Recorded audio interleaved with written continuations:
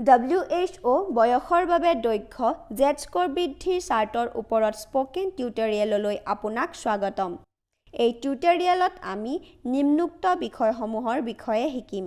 Z-স্ক'ৰ বৃদ্ধিৰ সূচকৰ বাবে plot point, শতাংশ বৃদ্ধিৰ চাৰ্ট টিউটৰিয়েলত বৃদ্ধিৰ চাৰ্ট প্ৰৱৰ্তন কৰা হৈছে। এই টিউটৰিয়েলটো চোৱাৰ আগতে অনুগ্ৰহ কৰি সেইবোৰ চাওক।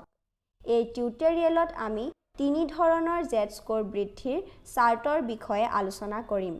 প্ৰতিটো বৃদ্ধিৰ চাৰ্ট ব্যৱহাৰ কৰি এটা নিৰ্দিষ্ট বৃদ্ধিৰ সূচক জুখিব পাৰি। বৃদ্ধিৰ মূল্যায়নৰ বাবে বৃদ্ধিৰ সূচক ব্যৱহাৰ কৰা হয়। বৃদ্ধিৰ সূচকে শিশুৰ বয়স আৰু জোখ মাখ একেলগে বিবেচনা কৰে। প্ৰথম বৃদ্ধিৰ সূচক হ'ল বয়সৰ প্ৰতি দৈৰ্ঘ্য। দ্বিতীয়টো বৃদ্ধিৰ সূচক হ'ল বয়সৰ প্ৰতি ওজন। তৃতীয় বৃদ্ধিৰ সূচক হ'ল ওজন প্ৰতি দৈৰ্ঘ্য। এই সূচকসমূহ সপ্তাহ, মাহ বা বছৰৰ ভিতৰত বৃদ্ধিৰ চাৰ্টত প্লট কৰা হয়। ইয়াৰ দ্বাৰা বৃদ্ধিৰ যিকোনো সমস্যা চিনাক্ত কৰাত সহায় হয়। শিশুৰ লিংগ অনুসৰি বৃদ্ধিৰ চাৰ্ট ব্যৱহাৰ কৰাটো গুৰুত্বপূৰ্ণ। এই টিউটৰিয়েলত ব্যৱহৃত বৃদ্ধিৰ চাৰ্টসমূহ 0 পৰা 2 বছৰ বয়সৰ শিশুৰ বাবে। এইসকল ৱৰ্ল্ড হেল্থ অৰ্গেনাইজেশ্যন, যাক উ.এইচ.অ' বুলিও কোৱা হয়। এই বৃদ্ধিৰ চাৰ্টসমূহ তেওঁলোকৰ ৱেবছাইট www.who.int ত উপলব্ধ। অনুগ্ৰহ কৰি শিশুৰ লিংগ অনুসৰি উপযুক্ত চাৰ্ট নিৰ্বাচন কৰক। সেইবোৰ ডাউনলোড কৰি প্ৰিণ্ট কৰক। ইয়াৰ পিছত প্ৰথম ধৰণৰ Z-স্ক'ৰৰ বৃদ্ধিৰ চাৰ্টৰ বিষয়ে অধিক জানো আহক। ই হৈছে বয়সৰ প্ৰতি দৈৰ্ঘ্য বৃদ্ধিৰ তালিকা। ইয়াক বয়সৰ প্ৰতি দৈৰ্ঘ্য বৃদ্ধিৰ সূচক প্লট কৰিবলৈ ব্যৱহাৰ কৰা হয়। এই সূচকে স্তব্ধ বা চুটি শিশুক চিনাক্ত কৰাত সহায় কৰিব পাৰে। এনে শিশুৰ হয়তো দীৰ্ঘদিনীয়া অপুষ্টি বা বাৰে বাৰে অসুস্থ হৈ পৰিছিল। বয়সতকৈ ওখ শিশুকো চিনাক্ত কৰিব পাৰি। এই চাৰ্টবোৰত তলৰ অনুভূমিক ৰেফাৰেন্স ৰেখাডাল হৈছে X অক্ষ।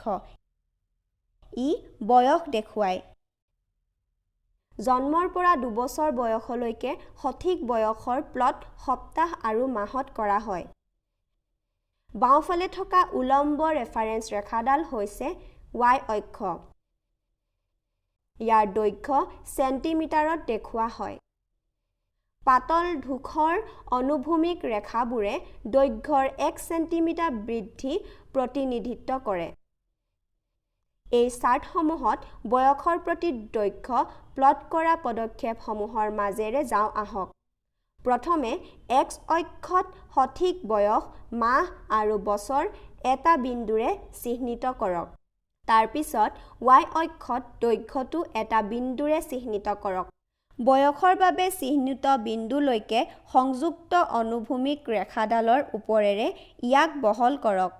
বয়সৰ বাবে চিহ্নিত বিন্দুটো সংযুক্ত উলম্ব ৰেখাৰ ওপৰেৰে বৃদ্ধি কৰক। বৰ্ধিত ৰেখা দুটা ছেদ কৰা বিন্দুটোক প্লট কৰা বিন্দু বোলা হয়। প্ৰতিটো শিশুৰ বাবে পইণ্টসমূহ সাপ্তাহিক বা মাহেকীয়া জোখৰ ওপৰত প্লট কৰা হয়। এটা প্লট কৰা বিন্দু যুক্তিসংগত যেন লাগে নেকি পৰীক্ষা কৰক। প্ৰয়োজন হ'লে শিশুটিক পুনৰ জোখক। উদাহৰণস্বৰূপে, শিশুৰ দৈৰ্ঘ্য পূৰ্বৰ ভ্ৰমণতকৈ কম হ'ব নালাগে।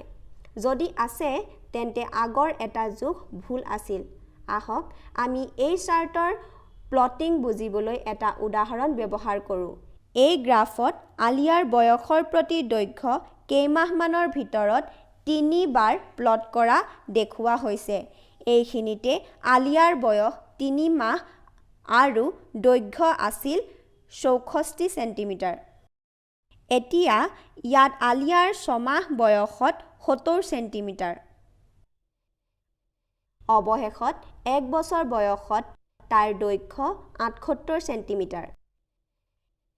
এতিয়ালৈকে আমি Z-স্ক'ৰৰ বৃদ্ধিৰ চাৰ্টত পইণ্ট কেনেকৈ প্লট কৰিব লাগে শিকিছোঁ। এই প্লট কৰা বিন্দুবোৰৰ ব্যাখ্যা কৰিবলৈ আমি কিছুমান বিশেষ শব্দ বুজিব লাগিব।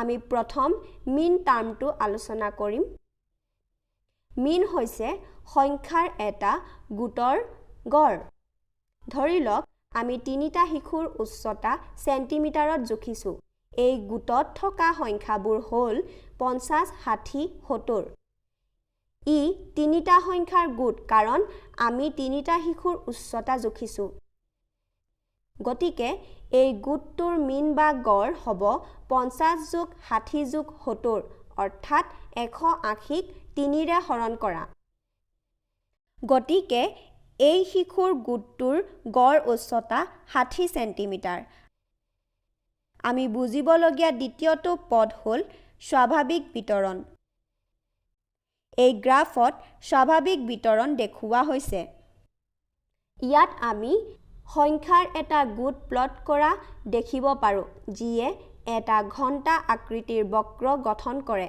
বক্ৰৰ শিখৰটো হ'ল য'ত সংখ্যাৰ গোটটোৰ মিন থাকে বিতৰণটো মিনৰ প্ৰতিসম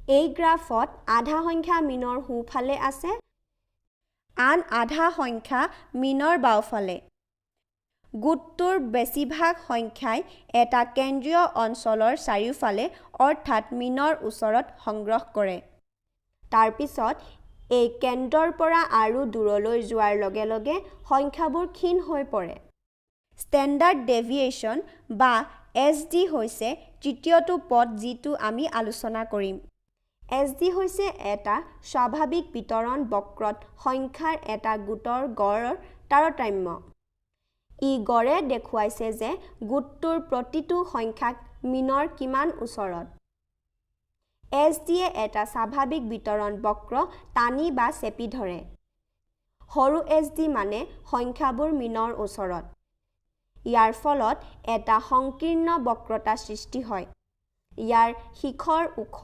আৰু বিস্তাৰ সৰু বৃহৎ এছ.ডিৰ অৰ্থ হ'ল সংখ্যাবোৰ সাধাৰণতে মিনৰ পৰা বহু দূৰত ই এটা বহল বক্ৰতালৈ লৈ যায় ই অধিক সমতল আৰু ব্যাপক ষ্টেণ্ডাৰ্ড নৰ্মেল ডিষ্ট্ৰিবিউচন হৈছে চতুৰ্থটো পদ যিটো আমি আলোচনা কৰিম প্ৰামাণিক স্বাভাৱিক বিতৰণক জেড ডিষ্ট্ৰিবিউচন বুলিও কোৱা হয় ই এক বিশেষ নৰ্মেল ডিষ্ট্ৰিবিউচন ইয়াৰ মিন সদায় 0 আৰু ইয়াৰ ষ্টেণ্ডাৰ্ড ডেভিয়েশ্যন সদায় 1 জেড স্ক'ৰ হৈছে পঞ্চমটো পদ যিটো আমি আলোচনা কৰিম ইয়াক কেৱল জেড ডিষ্ট্ৰিবিউচনতহে ব্যৱহাৰ কৰা হয় ইয়াত দেখুওৱা হৈছে যে গোটটোৰ প্ৰতিটো সংখ্যা মিনৰ পৰা কিমান এছ.ডি দূৰত আছে ধনাত্মক জেড স্ক'ৰৰ অৰ্থ হ'ল সংখ্যাটো মিনতকৈ বেছি ঋণাত্মক জেড স্ক'ৰৰ অৰ্থ হ'ল সংখ্যাটো মিনতকৈ কম শূন্যৰ জেড স্ক'ৰৰ অৰ্থ হ'ল সংখ্যাটো মিনৰ সমান যিকোনো নৰ্মেল ডিষ্ট্ৰিবিউচনক প্ৰামাণিক কৰিব পাৰি তেনে কৰিবলৈ ইয়াৰ মানসমূহ জেড স্ক'ৰলৈ ৰূপান্তৰিত কৰা হয় বৃদ্ধিৰ চাৰ্টত শিশুৰ জোখ-মাখক জেড স্ক'ৰলৈ ৰূপান্তৰ কৰা হয় মিন বা 0 জেড স্ক'ৰে শিশুৰ গড় উচ্চতা বা ওজনক বুজায় ইয়াক সেউজীয়া ৰঙৰ বক্ৰৰেখাৰে দেখুওৱা হয় বৃদ্ধিৰ চাৰ্টত আন 4টা বক্ৰ ৰঙীন ৰেখা আছে এই বক্ৰৰেখাবোৰে নিৰ্বাচিত জেড স্ক'ৰ দেখুৱাইছে সেইবোৰ হ'ল -3 -2 2 আৰু 3 জেড স্ক'ৰ -2 আৰু 2 জেড স্ক'ৰ ৰঙা ৰঙৰ ৰেখাৰে দেখুওৱা হৈছে -3 আৰু 3 জেড স্ক'ৰ কলা ৰঙৰ ৰেখাৰে দেখুওৱা হৈছে এই জেড স্ক'ৰে আমাক শিশুৰ বৃদ্ধিৰ সমস্যা চিনাক্ত কৰাত সহায় কৰে উদাহৰণ ব্যৱহাৰ কৰি বৃদ্ধিৰ সমস্যাৰ সংজ্ঞা বুজা যাওক মধ্যমীয়া স্তব্ধতা হ'ল যেতিয়া দৈৰ্ঘ্য 2 আৰু -3 জেড স্ক'ৰ ৰেখাৰ মাজত প্লট কৰা হয় গুৰুতৰ স্তব্ধতা হ'ল যেতিয়া দৈৰ্ঘ্য -3 জেড স্ক'ৰ ৰেখাৰ তলত প্লট কৰা হয় এই চাৰ্টত অঞ্জলিৰ দৈৰ্ঘ্য -3 জেড স্ক'ৰ ৰেখাৰ তলত প্লট কৰা হৈছে তাৰ অৰ্থ হ'ল তাই গুৰুতৰভাৱে স্তব্ধ হৈ পৰিছে মাত্ৰ 0.1% শিশুহে -3 Z-স্ক'ৰ ৰেখাৰ তলত থাকিব লাগে। এই চাৰ্টত প্ৰবীণৰ দৈৰ্ঘ্য -3 Z-স্ক'ৰ ৰেখাত প্লট কৰা হৈছে। ইয়াৰ অৰ্থ হ'ল তেওঁ গুৰুতৰভাৱে স্তব্ধ হৈ পৰিছে। এই চাৰ্টত ৰজিৰ দৈৰ্ঘ্য -2 আৰু -3 Z-স্ক'ৰ ৰেখাৰ মাজত প্লট কৰা হৈছে। তাৰ অৰ্থ হ'ল তাই মধ্যমীয়া স্তব্ধ। মাত্ৰ 2.1% শিশুহে -2 আৰু -3 Z-স্ক'ৰ ৰেখাৰ ভিতৰত হ'ব লাগে। এই চাৰ্টত অৰ্জুনৰ দৈৰ্ঘ্য -2 Z-স্ক'ৰ ৰেখাত প্লট কৰা হৈছে। তাৰ অৰ্থ হ'ল তেওঁ মধ্যমীয়াভাৱে স্তব্ধ। এই চাৰ্টত নিতাৰ দৈৰ্ঘ্য 0 আৰু -2 Z-স্ক'ৰ ৰেখাৰ মাজত প্লট কৰা হৈছে, অৰ্থাৎ তাইৰ দৈৰ্ঘ্য স্বাভাৱিক পৰিসৰত আছে। 47.7% শিশু 0 আৰু -2 Z-স্ক'ৰ ৰেখাৰ ভিতৰত হ'ব লাগে। এই চাৰ্টত ভূষণৰ দৈৰ্ঘ্য 0 Z-স্ক'ৰ ৰেখাত প্লট কৰা হৈছে। তাৰ অৰ্থ হ'ল তেওঁৰ বয়সৰ ল'ৰা-ছোৱালীৰ মাজত গড় দৈৰ্ঘ্য তেওঁৰ দৈৰ্ঘ্য। জন্মৰ পৰা 2 বছৰ বয়সলৈকে গড় দৈৰ্ঘ্যৰ বিষয়ে আন এটা টিউটৰিয়েলত আলোচনা কৰা হৈছে। এই চাৰ্টত বীণাৰ দৈৰ্ঘ্য 2 আৰু 0 Z-স্ক'ৰ ৰেখাৰ মাজত প্লট কৰা হৈছে, অৰ্থাৎ তাইৰ দৈৰ্ঘ্য স্বাভাৱিক পৰিসৰত আছে। 47.7% শিশু 0 আৰু 2 Z-স্ক'ৰ ৰেখাৰ ভিতৰত হ'ব লাগে।